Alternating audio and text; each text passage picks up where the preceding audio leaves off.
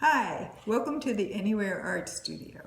Today I'm going to show you how to do vintage postcard paintings with watercolor. So a while ago I collected a lot of vintage postcards and I read about how you could paint right on your vintage postcards. But when it came down to painting on them, I couldn't do it. I just didn't want to wreck my old precious vintage postcards. So I thought maybe I could Xerox them. And that's what I did. I'll show you a few examples of these postcards that I've already painted, and then I'm going to demo for you how to actually do one. So here's a couple that I have done. And it's just very simple paintings. Here's a fun one where I decided to do a castle. And a tree,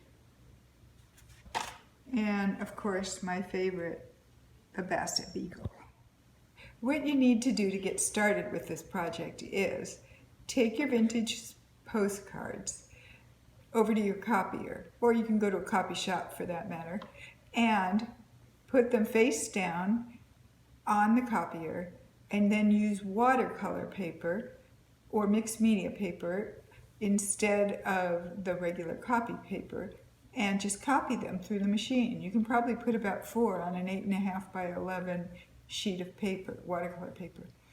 Then what I did was draw my drawing that I wanted right on top of the watercolor paper, and in this case I inked it on. I used pen and ink and inked it on, and then I painted it, which I'll show you how right now. So you paint these the same as you would a regular watercolor painting. You paint the biggest areas first.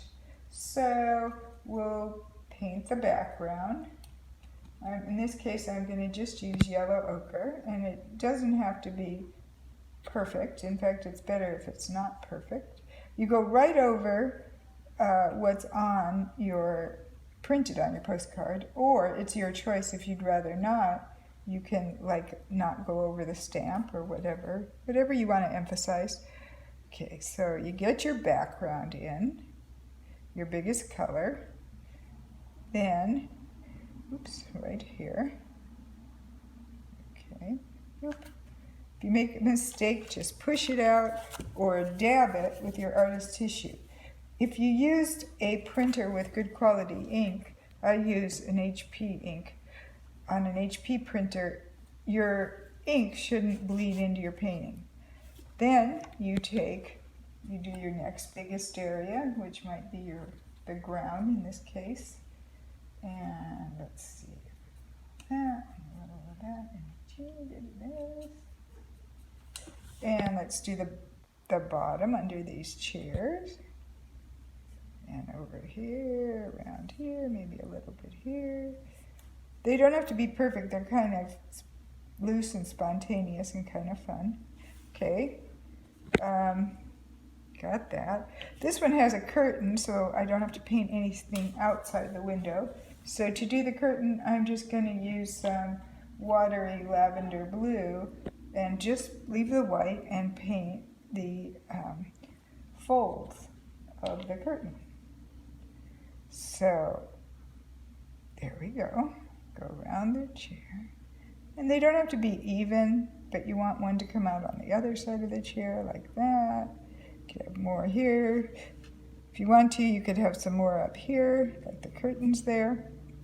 You could even use this over here. Decide your light's coming from the window. This would be the dark side of your container, and you could use the same mixture to paint in some of the shadows on your ceramic urn holding your flowers.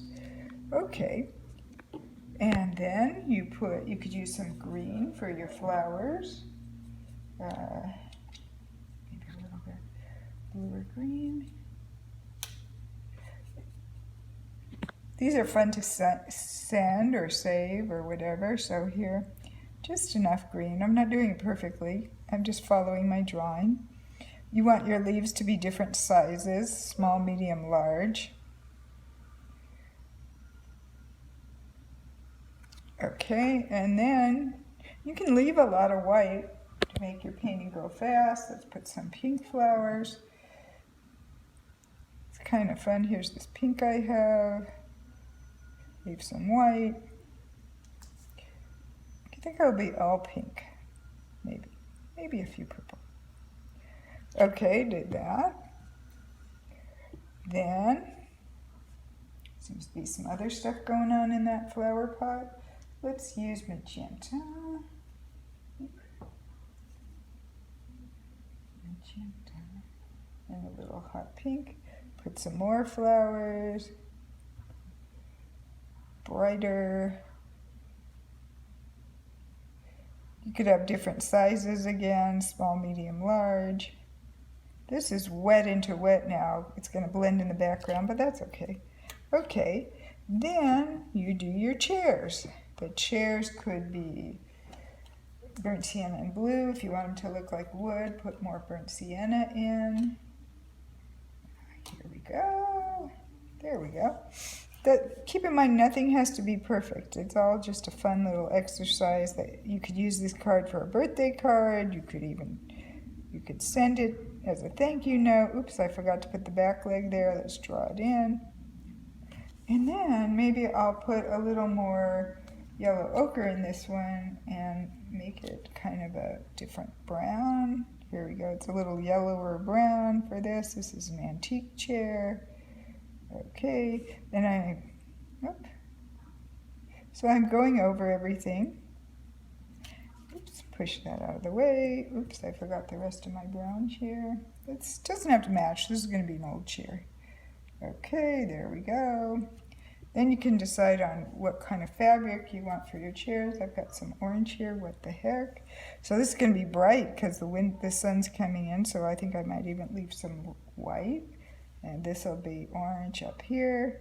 If you want to take more time, you can make it perfect, but this is just for a demo and for fun. Because I used that orange over there, I'll use it over here in a few places. So your eye, it's not too bright. Put it over here. Okay, what color are we going to make that chair? You could write in and tell me in the comments section, but I think I'll use kind of blue, because why not? And it's a big area, so I think I'm going to make it striped or something. So it'll be, because I don't want be too blue or to take over the painting. So it's going to be stripes. It's not perfect. There you go. Okay, you can mess around with it more. You can, oop, that's awfully dark. That's okay. Just, if you hate it, this is what you can do. Take your watercolor, your artist tissue, and you can dab it out. You could dab out the whole thing if you don't like it. So you're also learning in this video how to fix mistakes another way. Then you can come back. Let's float some light lines on that. Let it mush. Come back and put not quite so much blue. Maybe I'll put a little turquoise over that. Went into wet. Ooh, that's pretty. And there you go. Okay, so it's not finished, not complete, but I'll show you one completed because I know that you're busy and I don't want to take all your time. So here's one of the similar picture that I completed a while ago. You could do something like that. So give it a try at home. It's a really fun exercise, and if you have any questions, put them in the comment section below, and I'll look forward to seeing you in the next video.